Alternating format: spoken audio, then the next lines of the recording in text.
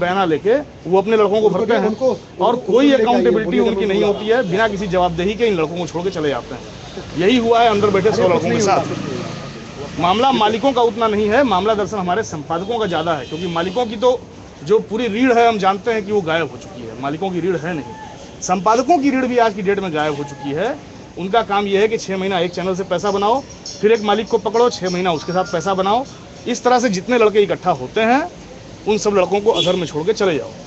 Same shame shame shame shame shame shame same. मेरा ये मानना है कि सबसे पहले अगर हमें किसी का बायकाट करना चाहिए, इन मालिकों को तो देखिए ऐसा है कि लगातार मांग की जा रही है। एनके सिंह से लेकर राहुल देव ने कई कार्यक्रमों में ऐसा कहा है कि छोटे चैनलों को लाइसेंस देने पर निगरानी रखी जाए, नियमन लगाया जाए और कुछ ऐसे मानक तय किए जाएं कि मीडिया में एंट्री किसकी हो और क्यों हो, कैसे हो। वो सरकारी मामला है, कानूनी मामला, उसमें हमारा कोई इख्तियार नहीं है। हमारा एक मामले में इख्तियार बनता है कि ऐसे जो संपादक हैं जो छोटे चैनलों में आते हैं, लड़कों को बजाते हैं और उनका पैसा नहीं देते हैं और उसके बाद ये लड़के परेशान होकर जो है तमाम मतलब गलत काम धंधों में लग जाते हैं, उनका पत्रकारिता से आस्था टूट जाती है। सबसे बड़ा ये सवाल है।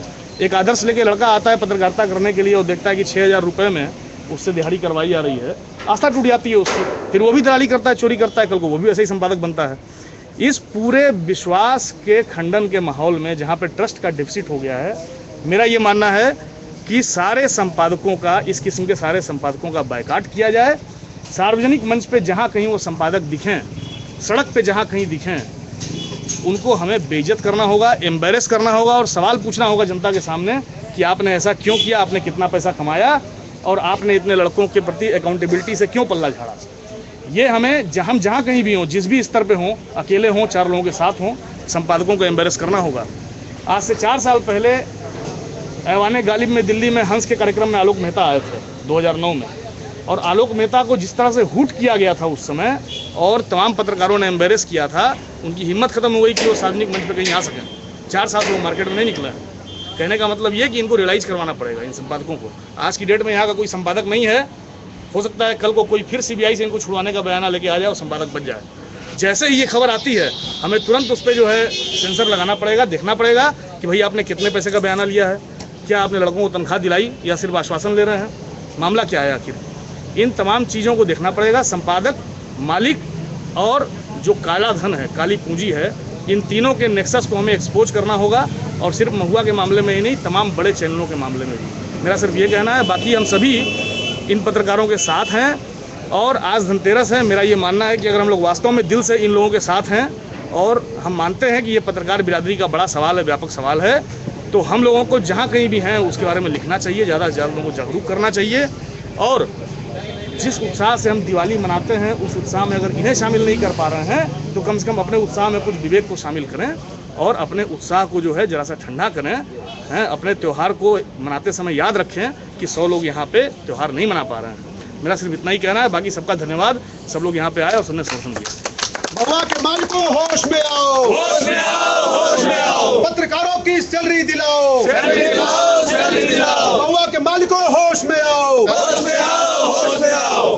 दोस्तों, हम लोगों के बीच में एक ऐसे युवा पत्रकार साथी हैं, एक अकेली हो आपकी पीछे, जिन्होंने महिलाओं को तो सबसे आगे रहना चाहिए। यहाँ पे एक ऐसे पत्रकार साथी हैं जिन्होंने बरखा दत्त जो बड़ी पत्रकार है, नीरा राडिया से लॉबिंग में उनका नाम आया। उस साथी ने जो है IIMC से पढ़ाई करने के बाद न सिर्फ बरखा दत्त से सवाल किया इंडिया गेट पे, बल्कि उन्होंने उन्हें मजबूर किया कि वो सफाई दें कि आखिर बड़े पत्रकार क्यों दलाली कर रहे हैं सत्ता की। मैं चाहूँगा युवा पत्रकार योगेश कुमार शीतल आएँ और इस पूरे प्रकरण पे अपनी बातचीत रखें।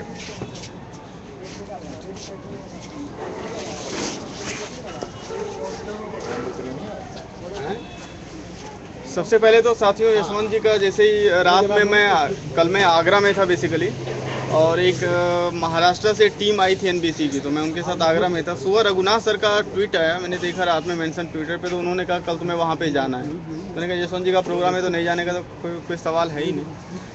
देखिए, एक अच्छी बात जो है वो ये है कि लोगों के अंदर जो गुस्सा था पहले, हम सब यहाँ बड़े जर्नलिस्ट हैं, हम लोग लिखते पढ़ते रहे हैं, कई जगह ऑर्गेनाइजेशन में हम लोगों ने काम किया है, खुद ही लिखते पढ़ते रहे, तो लोग अब धीरे धीरे करके जाग रहे हैं। कई लड़कों का मुझे फ़ोन आया जो IMC से हैं, कोई DU से हैं, कोई प्रेस कॉलेज से हैं, वो कह रहे हैं कि हम लोग आ तो नहीं सकते बट हमारा सपोर्ट है, जैसा कि भी इन्होंने कहा। दूसरी बात जो अभिषेक जी ने बोली, टू द पॉइंट उन्होंने बोली, जो आलोक मेहता वाला केस था, जब हेम पांडे वाला शायद मामला था, आलोक जी हेम पांडे वाला ही मामला था ना, जो उनको हेम पांडे वाला मामला था, छत्तीसगढ़ में वो जर्नलिस्टों का इनकाउंटर कर दिया गया इन द नेम ऑफ कि नक्सली वक्सली से कर दिया। उनकी ऐसी हुटिंग की गई कि उसके बाद वो कई पब्लिक मेंस में आपको दिखेंगे नहीं। ये कहने का ये मतलब है कि हमारे अंदर जो अब मतलब रिवोल्ट था वो अब आ रहा है, और ऐसे कई लोग हैं जो कि जिसको बोलता है कि मतलब बस ये बारूद जमा है, बस चिंगारी लगनी बाकी है। अगर हम इसी तरह आगे भी प्रोटेस्ट करें तो ये तो खैर छोटा मामला है, जो हर जगह मामला अभी थोड़ा थोड़ा आ रहा है। इसके आउटलुक का वो बता रहे थे, आगरा में ऐसा मामला है, देश के अन्य भागों में मामला है, रीजनल न्यूज़ चैनल में मामला है। तो इस तरह हम लोग अगर यूनाइटेड रहें और एक जगह अगर काम करें तो हमें लगता है कि सिस्टम में परिवर्तन भी हो सकता है, और चीज़ें जो मालिकान लोग हैं, जो सीबीआई का मामला इधर उधर बता रहे थे, हम लोग उसको भी हैंडल कर सकते हैं। बस हम लोगों को यूनिटी बनाए रखने की जरूरत है, बस यूनिटी का मेरा फोकस। दोस्तों, हम लोग यहाँ से नारे लगाते हुए चलेंगे और महुआ के उस गेट पे हम लोग सभा करेंगे, क्योंकि हम लोगों को लगातार मूव करते रहना है और फिर हम लोग बातचीत जारी रखेंगे। महुआ के मालिकों होश में आओ, होश में आओ, होश में आओ, महुआ के मालिकों होश में आओ, होश में आओ, होश में आओ। पत्रकारों को जल्दी दिलाओ, पहचान गए मुझे? Unity long leave, Surendra Grover कहते हैं। लॉन्ग लीव, सरकार एकता जिंदाबाद, जिंदाबाद, जिंदाबाद। महुआ के मालिकों होश में आओ, होश में आओ, होश में आओ। पत्रकारों की जल्दी दिलाओ, जल्दी दिलाओ, जल्दी दिलाओ।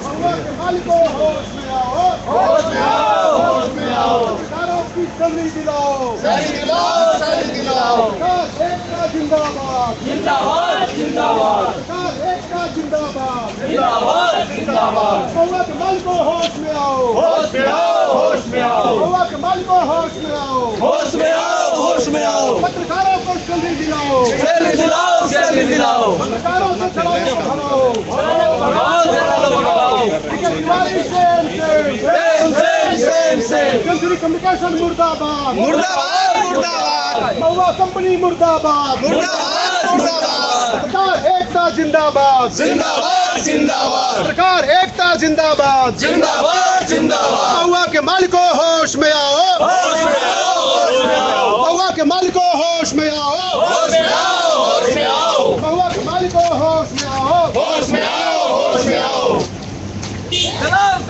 मुर्दाबाद मुर्दाबाद, मुर्दाबाद।